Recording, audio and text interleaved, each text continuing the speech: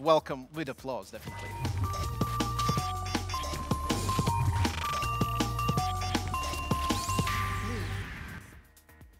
Well, hello, Rick. You can take your place here. Before we start, we have possibility for our audience also to interact, not only post the questions for the Rick in a commentary section, but you can also do this survey of idea, how would it be to live on Mars? So prognosis for the future, you see the survey just below the video you are streaming. So there are prognoses for the future, people living on the Mars. I hope it happens in my lifetime. My suitcase is always packed to go. I will wait till we colonize some nicer planet. Or why the hell should we do that? It's the beginning of disaster. So pretty negative perspective. Vote for that. Vote for your option, your answer. And after our speech, we're gonna definitely look at the results of the survey. But Rick, you gave a wonderful presentation. I don't know how you do that, but you just took everything together, like history, civilization, human nature, business, philosophy, religion, and the space. The question is, why the space is again back on track, and why we have this discussion today? You know, and by the way, thank you for having me. This event is wonderful. I am very, very impressed by everything I'm seeing. The technology, just that you have in the presentation is incredible. You know, I think it's always in us. As I said in my talk, I think it's something deep inside of us. And as we have begun, almost since the age of reason, let's call it, to begin to understand that there are places we can go, certain people in our culture have felt what I call, the call. And as we have now gotten to a point where we have the capability of going, even though it may have started in terms of the Cold War and the first space race, I think we're actually starting to believe now that it can happen. And this generation, I believe, for the first time, has all of the tools to do that. So the space is open for us. There are people who always are saying, well, at the beginning, we should think about things which are happening on the globe, on the Earth, planet Earth. What is those things we can bring back to Earth from space exploring, space development? So this is one of the questions I am always asked. Why are we going out there when we have so many problems down here? My answer is usually to just stop for a second and say, yes. Exactly. You see, it is by growing, by getting off of the couch, that we become better than we are. And it has been shown throughout history, and through the history of your own life, that as you do new things, you actually begin to expand your capability. You become better at being a human being. And I believe that applies to society as a whole. Now, if you're looking for concrete things, well, the idea of going out into the solar system, for example, and harvesting resources. I had an asteroid mining company for a while, and it may happen again, who knows, and that was not a hint, but you never know. The fact is that we have built our industrial society in a way on plundering the earth. Every growth of our technological capability has meant something we are taking from the mother world. Wouldn't it be great to take those things from a place that's dead and take the pressure off of this planet? And then as far as human beings go, the idea of hope and possibility. It is, I do get hit with this, like, oh, we have starving kids in Africa or other places. And why should we go do that? And if you don't mind, very quickly, a short story. I had a project called Permission to Dream that I ran for a while. And what we did was we gave telescopes to schools that were in developing countries. And what was great, we would get these pictures back. And I'm talking about like a little telescope like you might buy at your local department store or on Amazon or something, nothing fancy. And we get these pictures back of groups of students, perhaps standing in front of a hut in the jungle with their teacher around the telescope. And just right before COVID, I was having a conference, and I mentioned this project, and we had a question and answer like we're doing here, except live, and somebody raised their hand. And it was a young guy, and he raised his hand, and he said, "Hi, my name is," and I can't remember his name, but he said, "I'm from Nepal. I was one of those kids." Mm-hmm. And it was because I had the chance to look at the stars, because I was able to share in that dream, that I became an engineer, and I'm now at MIT. So it doesn't matter who you are, where you come from, how low people might think you are in the culture. Your dreams have an infinite possibility of rising and opening space. There is no better icon for that. If we speak about icons and nature, from one side there is a discussion that 21st century human likes a comfort very much, like be in a comfortable place. Who are going to be those pioneers who are going up into space, who are exploring? Is this for everyone, or it's for some particular part of society for the people? You know, we have a great tendency in our culture, and you're an expert at these kinds of things, but we mythologize. We make up myths about our history. You know, I live in a place that, you know, we called the New World, or was called the New World at the time. And with apologies to the people who were already there. I understand that, and I want to be I want to honor them. But, you know, it wasn't everybody in Europe who got up and went across the Atlantic Ocean. Or if you want to go back to Africa when we were rising as the human species, it wasn't everybody in the cave that said, you know, I want to go see what's over the valley or down the beach and you know, what's next. It only takes a few people to do these kinds of things. And these kinds of people are usually adventurous, curious, and sometimes people who are seen by the culture they're in as a little bit crazy. But then it becomes a thing. Then it becomes more and more comfortable and more developed, and more people go. And then what's really cool about it is the things that happen in this new place where experimentation is the norm rather than something that's scary and different. That's where the innovations come from, and they feed back into the old world, as people might call it. So yes, maybe it'll be a few billionaires. I'd rather they spend their money on this than buying football clubs. You know, I would rather they put their heart and soul into this rather than other things they might do. And so this is, in a way, their way of giving back. And then economics kick in, and the prices get lower and lower and lower, and eventually we get to go.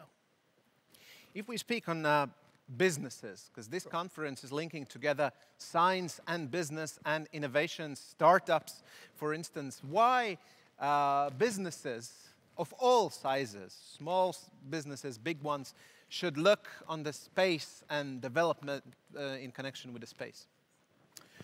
Oh, well, there's so many different applications that we find in space. And of course, not every business is going to have something to do with space. On the other hand, eventually space will be home to every business, because everything we do down here we're going to need out there.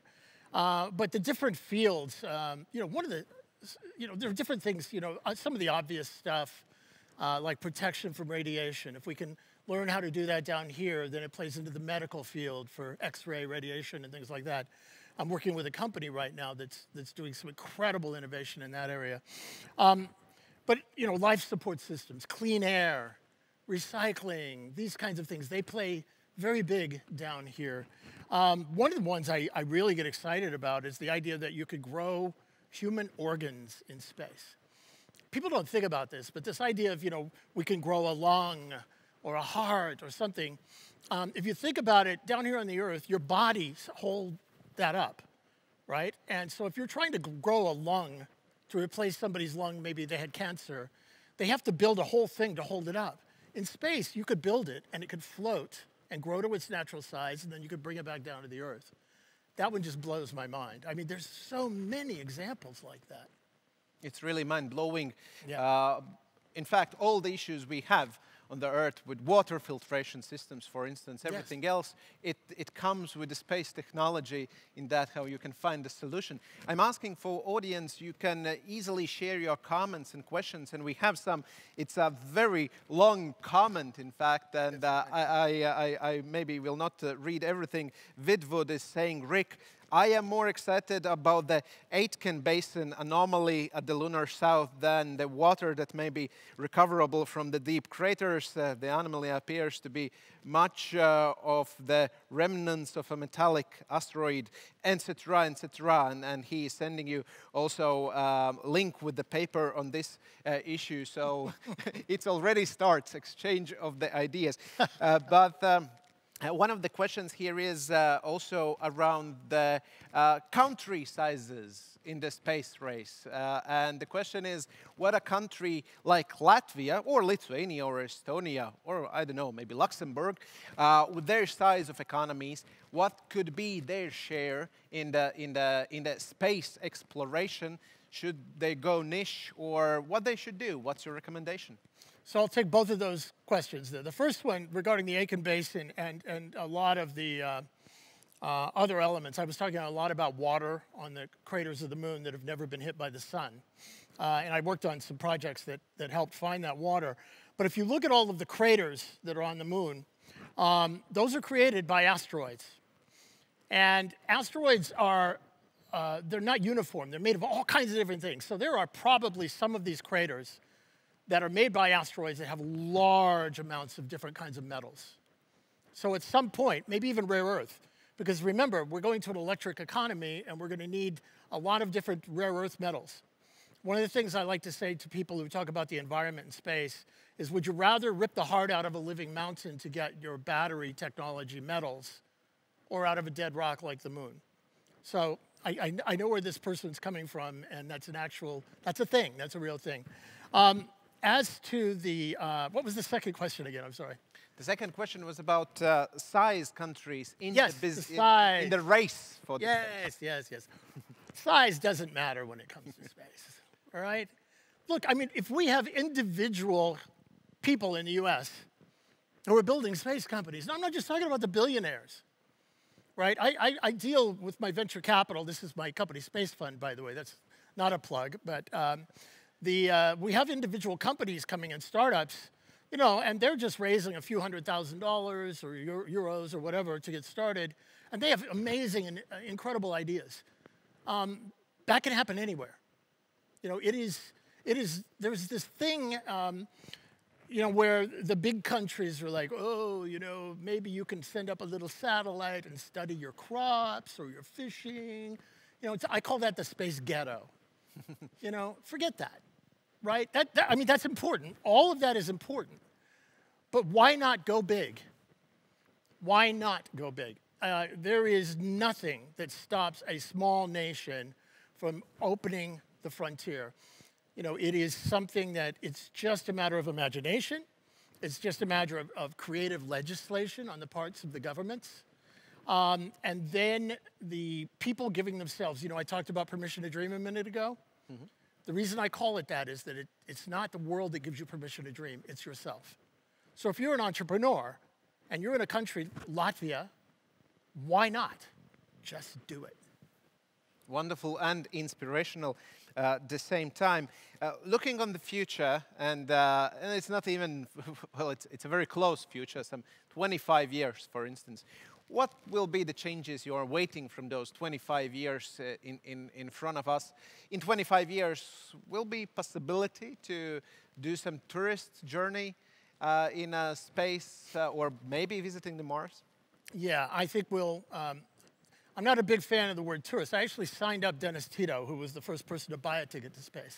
Oh. And I wrote an article where I said you couldn't really call somebody a tourist who's sitting on top of a bomb and has to go through the same training as cosmonauts. Although at some point, you know, they're going to be sitting in the space bus looking out the window, and I guess you could call them that. But the fact is, the really exciting part is the settlers. The people who are going to be able to climb on maybe a vehicle designed by SpaceX or Blue Origin, I was talking earlier about the railroads, the ships that will be going into space, and they'll be able to go out there and perhaps join others in creating communities. That's the exciting stuff. That's where it's really going to start to take off. And I think the first of those will happen probably by the end of this decade. Just the very beginning. It's not going to all happen at once. But I think the first establishment of private facilities that will grow into communities will begin to happen by about 2030, as well as the first major developments in space that will help us really fight climate change. And I have a whole big couple of ideas in that realm where we can actually use space to save the planet in a very direct way.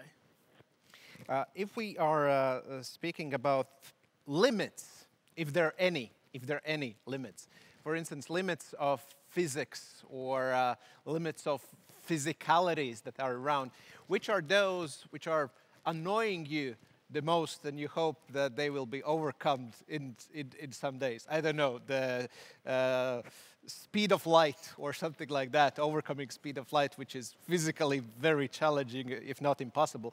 So which are those you are looking at like, frontiers and borders, but maybe we should overcome them? Yeah, it's not really the speed of light or anything to do with physics. It's the speed of government that really pisses me off, frankly. Yeah. You know, that's the big one, really. It's allowing people to go, allowing people to realize their dreams. You know, there's going to be this huge pushback when we start to go to Mars, and people are going to try and shut down things. And I can accept that when it comes to protecting, let's say we find life on Mars. Then we have to be very careful, right? But protecting a dead rock when living beings, i.e. us, even though they may be those nasty business people, but they're still humans, are going out there to do things that are going to help us all is ridiculous.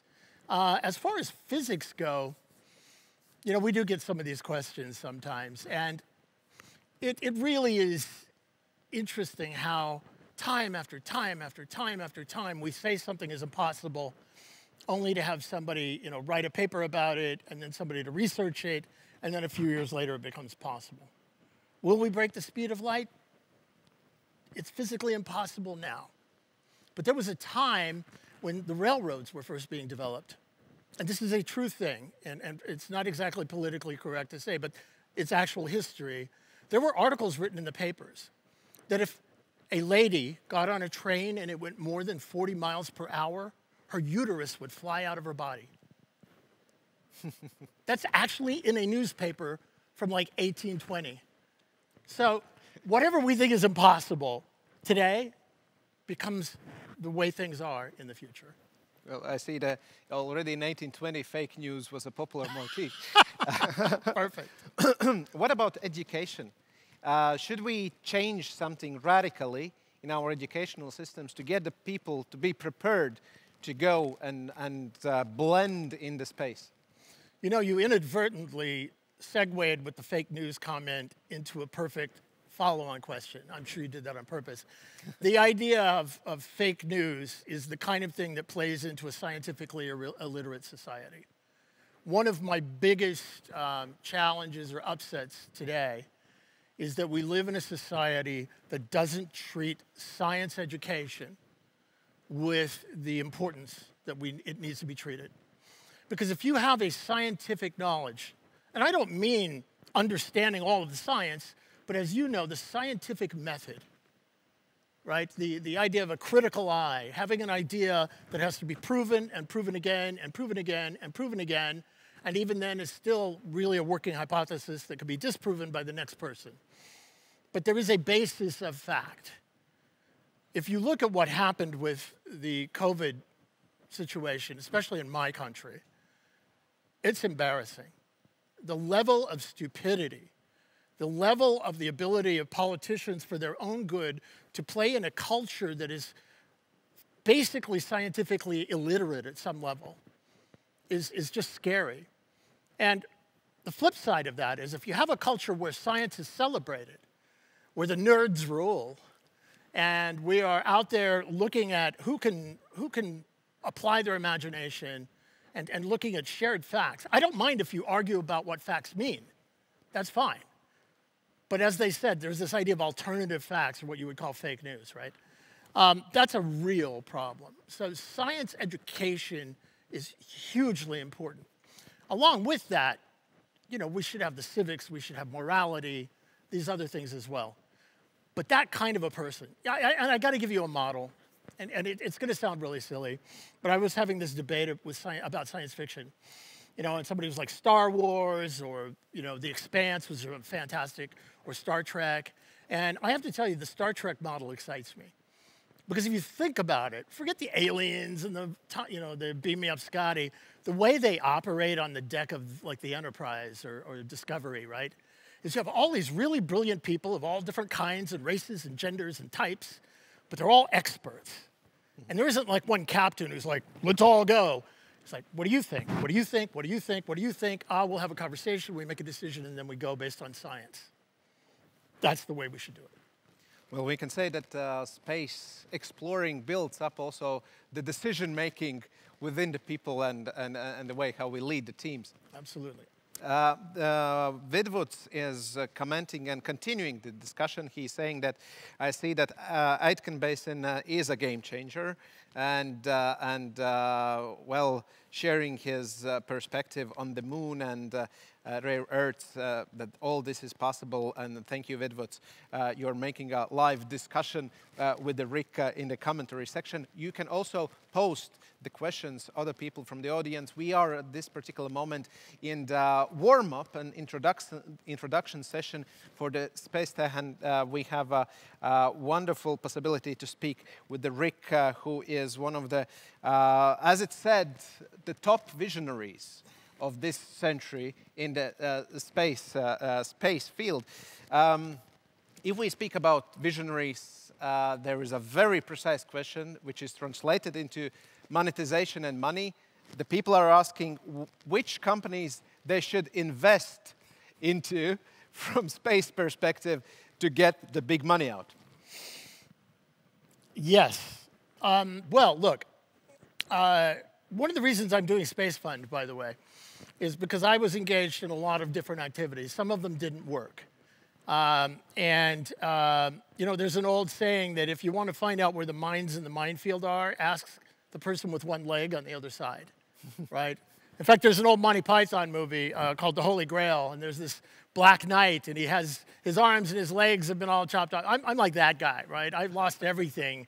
I've made so many mistakes that I decided to start a venture capital company to help startup companies get started, as well as new people coming into the field who want to invest because they don't know their way around. And yes, space is very shiny and very exciting. That also means that a lot of people can be overexcited or oversold. One of the areas we don't largely invest in is rockets. There's too many rocket companies. There are some great ones, but there's over 130 that we've counted right now. By the time this all happens, there'll probably be 10. Especially if SpaceX flies the Starship and becomes 100% reusable. That's going to just wipe the board. So I would stay away from those largely. You can kind of tell the real ones because they're not on paper, they're not just drawings, they're actually flying, they actually have customers. Look for a company that has customers. Look for a company that has a brilliant team. Look for a company where the CEO is not so wrapped around their technology that it's almost religious for them, you know. Look for a company that has a market. In other words, where are you going to sell it? Oh, and if you can find a space company that their space technology is sellable now, like I mentioned the radiation protection company or some of the biomed companies. If they have a customer here on the Earth, that might be worth looking at. And then feel free to call somebody. Drop me an email. I'll give you an opinion. You can tell. Wonderful, wonderful. Now the question is, we are having our final 4 minutes of discussion. Sure. And the question is about meaning of race. Who is racing who?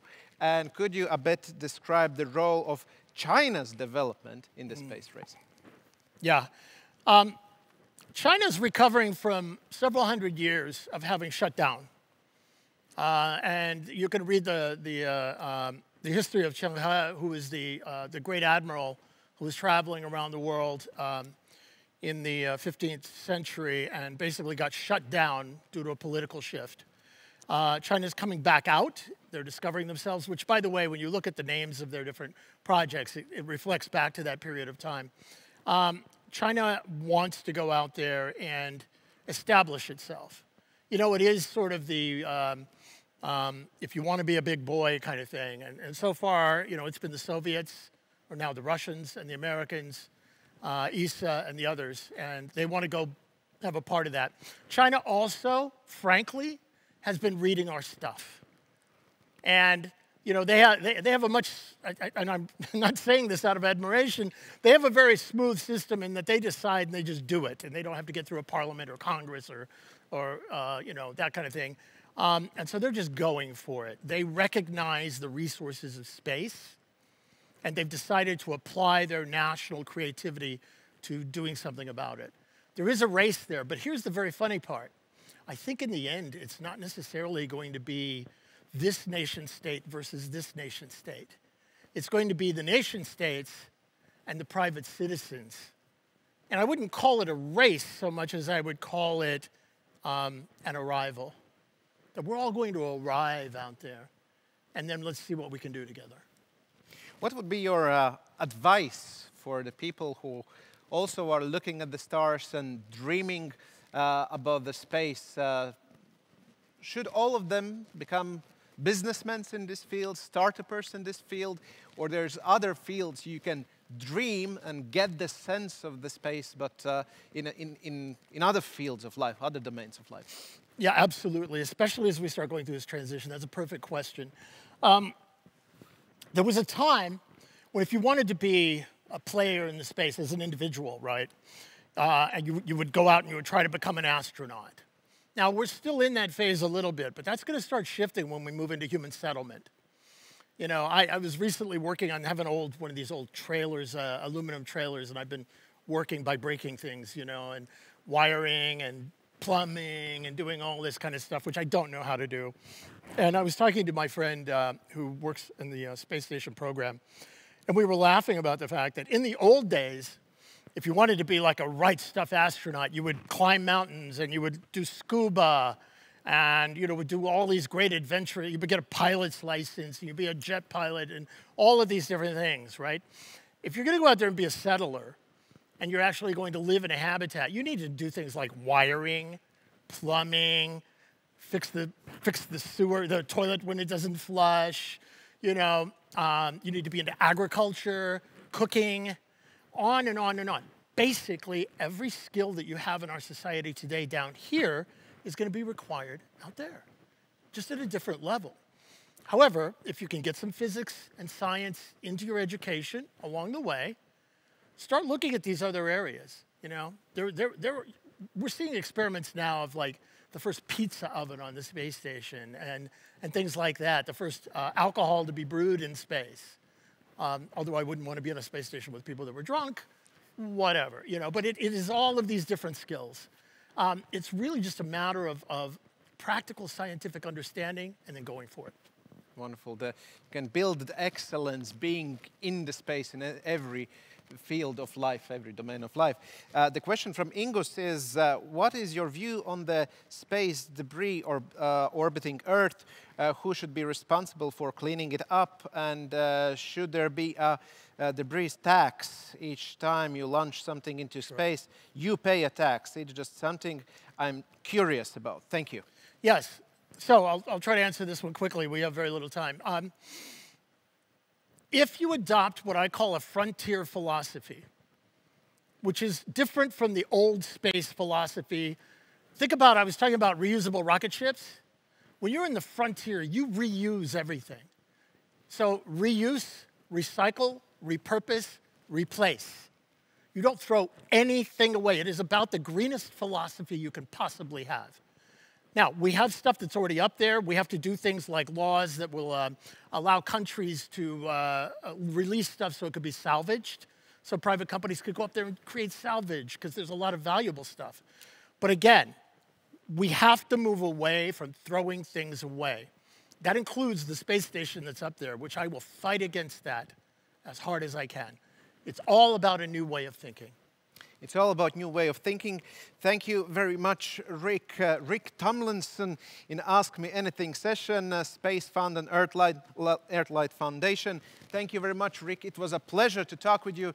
Have a nice time here in Latvia. I don't know how many hours you have left here in Latvia because you have to go. Not enough. Not enough, not enough. And we are definitely welcoming you back anytime. Again, speak about the space. Thank you. Thank you. I'm going to hold you to that. I want to come back. Wonderful. Thank you.